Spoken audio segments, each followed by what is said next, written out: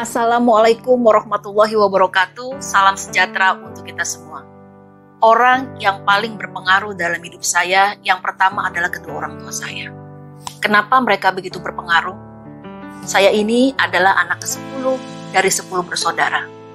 Ibu saya seorang ibu rumah tangga, dan ayah saya seorang pegawai negeri. Sebagai ibu yang tangguh, ibu saya memainkan perannya sebagai istri, sebagai ibu, mengasuh, memelihara, mendidik, dan melindungi anak-anaknya. Dan juga aktif di dalam kegiatan Dharma Wanita. Kenapa? Karena biasanya aktivitas seorang istri ditentukan oleh jabatan suaminya. Tapi di tengah kesibukan beliau, selalu memerhatikan anak-anaknya. Dari almarhumah ibu saya, apa yang bisa saya pelajari? Yang pertama adalah kesabaran dan keikhlasan. Sabar, sabar, sabar, dan ikhlas. Ya. Ibu saya mengasuh 10 anak, bayangkan tanpa pengasuh, tanpa babysitter. Dengan segala keunikan anak-anaknya, memastikan keadaan anak-anaknya dalam keadaan sehat dan baik dalam segala hal. Yang kedua, yang saya dapat pelajari dari ibu saya adalah ketangguhan beliau. Dalam kondisi yang sakit pun, beliau selalu memperhatikan keluarganya sampai dengan akhir hayat. Saya mengenal sosok ibu saya sebagai orang yang sangat sabar, penuh semangat, dan tenang dalam setiap menghadapi masalah. Bagaimana dengan ayah saya? Dari almarhum ayah saya banyak belajar. Yang pertama adalah bekerja keras dan kegigihan beliau. Kenapa? Beliau usia 15 tahun atau 16 tahun merantau ke Jakarta dari salah satu desa di wilayah Banten. Dan alhamdulillah berkat kegigihan beliau, berkat ketekunan beliau, akhirnya ayah kami bisa mencapai keberhasilan di Jakarta. Yang kedua adalah tentang kedisiplinan. Itu yang saya bisa ambil dari ayah saya. Kenapa? Ketika kami masih kecil-kecil, bayangin 10 anak yang jaraknya 1 tahun 1 tahun, itu ayah saya memastikan ya, sebelum maghrib sudah harus kembali ke rumah.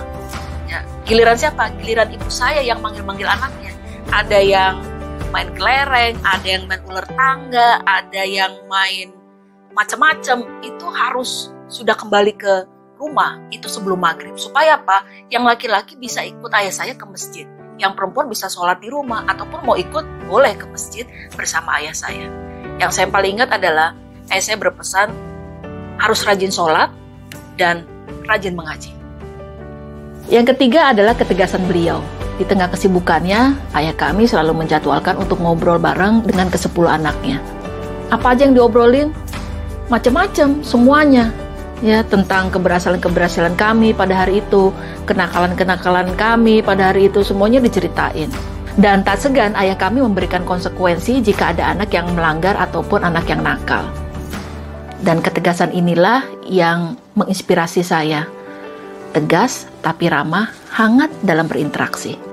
Yang keempat, apa yang saya dapatkan dari ayah kami adalah berbagi ilmu. Sebagai ketua masjid di salah satu bilangan di daerah Jakarta Selatan, beliau tak bosan-bosan memberikan ceramah, memberikan siar-siar positif kepada masyarakat sekitar.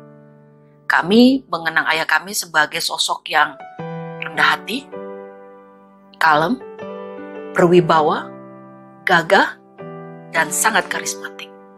Terbukti bahwa cinta seorang ibu itu menenangkan dan cinta seorang ayah itu menguatkan.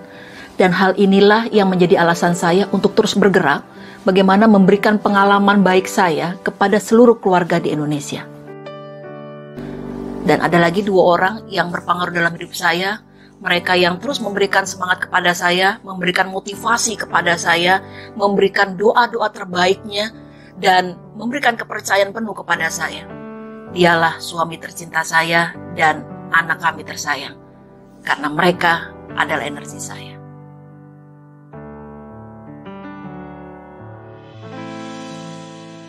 Banyak hal yang menjadi tantangan dalam melakukan perubahan mindset dan karakter. Di antaranya adalah sikap mental yang bertumpu pada kenyamanan pada diri orang tersebut yang sudah mendarah daging sehingga sulit dirubah. Karena sebenarnya perubahan itu berawal dari dirinya sendiri, bukan dari saya, bukan dari orang lain.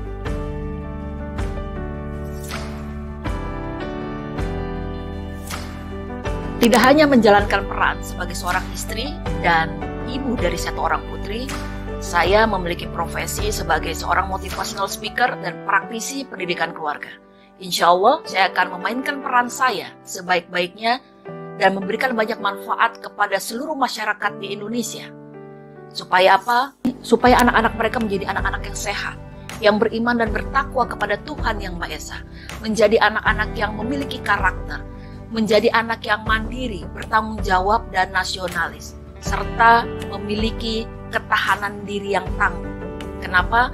Karena ketahanan pribadi dan ketahanan keluarga menjadi tumpuan ketahanan nasional.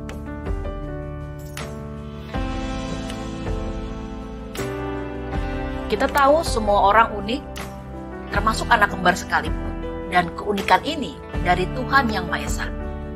Saya memutuskan melakukan peran ini karena saya tahu apa yang menjadi kekuatan saya. Itu yang pertama. Yang kedua, karena saya suka melakukannya. Kedua hal inilah yang membuat saya melakukan pekerjaan ini tanpa beban atau effortless, sehingga hasilnya bisa memuaskan. Lakukan apa yang Anda sukai dan sukai apa yang Anda lakukan. Bagaimana cara saya melakukan peran ini? Yang pertama adalah pentingnya memahami diri sendiri. Kita tahu apa yang menjadi kekuatan dan keterbatasan kita. Dengan kita tahu keterbatasan kita tahu harus bekerja sama dengan siapa. Yang kedua, menerima diri apa adanya. Yang ketiga, dengan kita memahami diri kita dan menerima diri kita apa adanya, kita dengan mudah mengembangkan diri kita dengan mudah meregulasi diri kita. Dan yang keempat tentunya, kita akan mampu memutuskan yang terbaik untuk diri kita dan memainkan perannya masing-masing sehingga apa? Bisa menjadi master di bidangnya. Dan tentunya yang paling penting adalah be yourself, but first know yourself.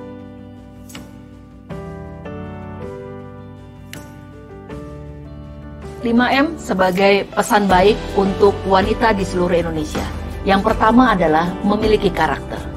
Buya Hamka pernah berpesan, kecantikan yang abadi terletak pada keelokan adab dan ketinggian ilmu seseorang, bukan terletak pada wajah ataupun pakaiannya. Artinya apa? Menjadi seorang wanita yang pertama dan utama adalah harus punya adab, harus punya karakter. Karena apa? Banyak hal yang dapat menjatuhkanmu, tapi satu hal yang bisa menjatuhkanmu adalah sikapmu sendiri. M yang kedua adalah menjadi otentik. Jadilah versi terbaik dari dirimu dan jangan pernah menjadi orang lain. M yang ketiga adalah memberikan manfaat untuk diri sendiri, untuk keluarga, untuk bangsa dan sesama. Pakai hati, berpikir positif, tetap optimis dan antusias dalam memberikan ide-ide praktek baik kepada sesama. M yang keempat, menjadi individu yang berdaya dan bertumbuh. Teruslah belajar dan berkarya dengan memantaskan diri sesuai zamannya. Belajar kapan saja, di mana saja, menggunakan media apa saja, dengan siapa saja, termasuk dengan anak kecil sekalipun. M yang kelima, tentunya apa? Mulai dari sekarang, nggak boleh tunda lagi. Kartini sudah memulainya, kita melanjutkan. Teruslah berkarya untuk Anda semua. Tetap bahagia, sehat selalu, salam cerdas dan mencerdaskan. Wassalamualaikum warahmatullahi wabarakatuh.